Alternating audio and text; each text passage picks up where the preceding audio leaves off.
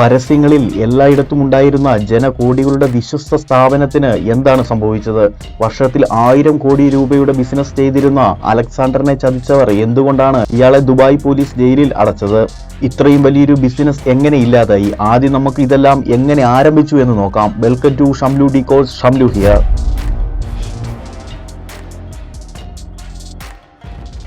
1942 July തൃശൂരിലാണ് MM Ramachandran ജനിച്ചത്. 8 മക്കളിൽ മൂന്നാമനായിരുന്നു അദ്ദേഹം. സ്കൂൾ ഓഫ് എക്കണോമിക്സിൽ നിന്ന് അദ്ദേഹം ഗ്രാജുവേറ്റ് ചെയ്തു. അങ്ങനെ കാനറ ബാങ്കിൽ ജോലി കിട്ടി.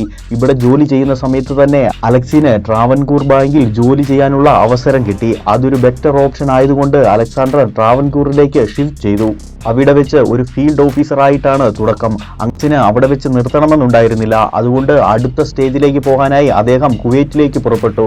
ഇതായിരുന്നു അലക്സിന്റെ ജീവിതത്തിലെ ഏറ്റവും വലിയ ടേണിംഗ് പോയിന്റ്. കുവൈറ്റിലെ ബാങ്കിൽ അദ്ദേഹം ഓൾറെഡി ഒരു മാനേജർ പൊസിഷൻ ആയിരുന്നു. കുവൈറ്റ് ബാങ്കിൽ സാലറി നന്നായി കിട്ടുന്നുണ്ടെങ്കിലും അവിടുത്തെ ജോലി വളരെ സ്ട്രെസ്ഫുള്ളും ഡിഫിക്കൽട്ടുമായിരുന്നു. അങ്ങനെ ഒരു ദിവസം വീട്ടിൽ പോകുന്ന സമയത്ത് അലക്സ് ഒരു കാര്യം ശ്രദ്ധിച്ചു.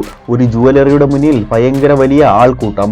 ആളുകൾ ഇത്രയും തിരക്ക് കൂടുന്നത് ഗോൾഡ് മേടിക്കാനാണെന്ന് അദ്ദേഹം മനസ്സിലാക്കി. അപ്പോഴാണ് അലക്സിന്റെ മനസ്സിൽ ഒരു പുതിയ ആശയം വന്നത്. അദ്ദേഹം വിചാരിച്ചു, എന്തായാലും കുവൈറ്റ് ബാങ്കിൽ ഞാൻ ഇത്രയും പണിയെടുക്കുന്നുണ്ടല്ലോ, അപ്പോൾ എന്തുകൊണ്ട് ഈ പണിയൊക്കെ സ്വന്തം ബിസിനസ്സിലേക്ക് ചെയ്തുകൂടാ? അപ്പം അലക്സ് ഒന്നും നോക്കിയില്ല, കുവൈറ്റിലെ ജോലി രാജിവെച്ചു. പക്ഷേ കുവൈറ്റിൽ ബിസിനസ് ചെയ്യണമെങ്കിൽ അവിടെ ഒരു ലോക്കൽ സിറ്റിസൺ സപ്പോർട്ട് വേണമായിരുന്നു.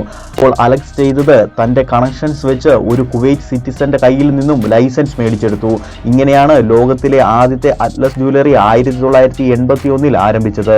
അറ്റ്ലസ് പേര് സജസ്റ്റ് ചെയ്തത് ഫലസ്തീനായ ഒരു വർക്കർ ആയിരുന്നു. ആദ്യത്തെ സ്റ്റോർ തന്നെ വൻ സക്സസ് ആയിരുന്നു. അറ്റ്ലസ് ജ്വല്ലറിയുടെ സ്വർണത്തിന് ഒരു പ്രത്യേകതയുണ്ടായിരുന്നു. സാധാരണ ജ്വല്ലറികളിൽ 91.6% മാത്രം ഗോൾഡും ബാക്കി മെറ്റൽസും ആയിരിക്കും. പക്ഷേ അറ്റ്ലസിൽ അത് 92% ഗോൾഡും ആയിരിക്കും. ഇത് കാരണം അറ്റ്ലസിന്റെ കസ്റ്റമേഴ്സിന് ഗോൾഡ് വിൽക്കാൻ വരുമ്പോൾ കടക്കാർക്ക് വലിയൊരു വിശ്വാസം ഉണ്ടായിരുന്നു. അറ്റ്ലസിന്റെ ഗോൾഡ് ആണെങ്കിൽ അവർ ഉരിച്ചു പോലും നോക്കിയിരുന്നില്ല. സ്ട്രോങ് ബ്രാൻഡ് ഐഡന്റിറ്റി ആയിരുന്നു അറ്റ്ലസിനുണ്ടായിരുന്നത്. എന്നാൽ പിന്നീട് ഗൾഫ് വാർ വന്ന സമയത്ത് അറ്റ്ലസിന്റെ ഷോപ്പിൽ വലിയൊരു കൊള്ള നടന്നു. കൊള്ളയടിച്ച് കോടികളുടെ നഷ്ടമാണ് ഒരൊറ്റ രാത്രിയിൽ അറ്റ്ലസിന് വന്നത്. ഇങ്ങനെയൊക്കെ സംഭവിച്ചിട്ടും അറ്റ്ലസ് പിന്നീട് സിനിമകൾ പ്രൊഡ്യൂസ് ചെയ്യുകയും അറേബ്യൻ നൈറ്റ്സ് എന്ന സിനിമ ഡയറക്റ്റ് ചെയ്യുകയും ചെയ്തു. അതേസമയം കമ്പനി വർഷത്തിൽ 1000 കോടി രൂപയുടെ ബിസിനസ്സിലേക്ക് വളർന്നു. ഗൾഫ് വാറൊക്കെ അറ്റ്ലസിന് ഒരു ചെറിയ കാര്യമായിരുന്നു. പക്ഷേ പിന്നീട് വന്ന ബാങ്ക് പ്രഷർ കാരണം അറ്റ്ലസ് ഓഫീസിൽ നിന്നും ഒരു ദിവസം നേരത്തെ വീട്ടിലെത്തി. റെസ്റ്റ് എടുക്കാൻ വേണ്ടി ഇരുന്ന അന്ന് രാത്രി 2 അറബിക് പോലീസ് ഓഫീസർമാർ വീട്ടിൽ വന്നു. എന്നിട്ട് അറ്റ്ലസിനോട് എത്രയും പെട്ടെന്ന് പോലീസ് സ്റ്റേഷനിൽ ചെല്ലാൻ പറഞ്ഞു. അങ്ങനെ അവിടെ എത്തിയപ്പോഴാണ് ദുബായ് പോലീസ് അലക്സിനെ അറസ്റ്റ് ചെയ്തത്. ഇതിന്റെ പ്രധാന കാരണം ബാങ്ക് തിരിച്ചടവുകൾ തെറ്റിയതായിരുന്നു. കോർപ്പറേറ്റ് ലോണുകളൊക്കെ കമ്പനികൾക്കിടയിൽ വളരെ സാധാരണമായിട്ടുള്ള കാര്യമാണ്. പക്ഷേ ഈ കേസിൽ ബാങ്കുകൾ പെട്ടെന്ന് ലോൺ ക്യാൻസൽ ചെയ്യുകയും ക്യാഷ് ഉടനെ തിരിച്ചടക്കണമെന്ന് ആവശ്യപ്പെടുകയുമായിരുന്നു. ഇതിന്റെ പിന്നിൽ വേറെയും ചില കളികളുണ്ടെന്ന് അദ്ദേഹം സ്വയം പറഞ്ഞിരുന്നു. നോർമലി ഇങ്ങനത്തെ ചെക്ക് കേസും തിരിച്ചടവ് മുടങ്ങുന്നതുമൊക്കെ സിവിൽ കേസായിട്ടാണ് കൂട്ടാറ്. പക്ഷേ അറബിക് കൺട്രീസിൽ ഇതൊരു വലിയ ക്രിമിനൽ കേസാണ്. അലക്സ് ജയിലിലായതോടെ അയാളുടെ ബിസിനസ് പാർട്ട്നേഴ്സ് എല്ലാം രാജ്യം വിട്ടുപോയി. അങ്ങനെ കമ്പനി ഇത്രയും വലിയ സാമ്പത്തിക നഷ്ടത്തിലായി. ഷോപ്പുകളുടെ വാടക ഇനത്തിൽ തന്നെ കോടികൾ കൊടുക്കാനുണ്ടായിരുന്നു. അലക്സിന്റെ ഭാര്യ ഇവർക്കൊക്കെ പണം നൽകാൻ വേണ്ടി ടോട്ടൽ 41 കടകളും ഉള്ളതെല്ലാം വിറ്റ് എംപ്ലോയീസിന് കൊടുക്കാനുള്ളതെല്ലാം തീർത്തു. എന്നാലും 1000 കോടിയുടെ ബാങ്ക് ലോൺ അടയ്ക്കാൻ അവർക്ക് പിന്നെയും ബാക്കിയുണ്ടായിരുന്നു. അലക്സ് 3 വർഷം ജയിലിൽ കിടന്നു. ഈ സമയത്ത് മീഡിയകൾ അലക്സിനെ പറ്റി പല രീതിയിലുള്ള വാർത്തകൾ പ്രചരിപ്പിച്ചു.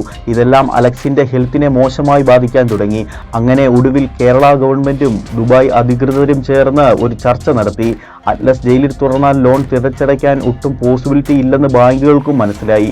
അതുകൊണ്ട് അറ്റ്ലസിന് ലോൺ തിരിച്ചടയ്ക്കാൻ ഒരു ഗ്യാരണ്ടി നൽകിക്കൊണ്ട് ജയിൽ മോചനം സാധ്യമാക്കി. പക്ഷേ പുറത്തിറങ്ങിയിട്ടും അറ്റ്ലസിന് ആ മുഴുവൻ തുക ഇതുവരെ തിരിച്ചടയ്ക്കാൻ പറ്റിയില്ല. ഒടുവിൽ 2022 ഒക്ടോബറിൽ അറ്റ്ലസ് രാമചന്ദ്രൻ ദുബായ് ഹോസ്പിറ്റലിൽ വെച്ച് അന്തരിച്ചു. വർഷത്തിൽ 1000 കോടിയുടെ ബിസിനസ് ചെയ്തിരുന്ന ഒരു വമ്പൻ സാമ്രാജ്യം അങ്ങനെ എന്നേക്കുമായി ഇല്ലാതായി.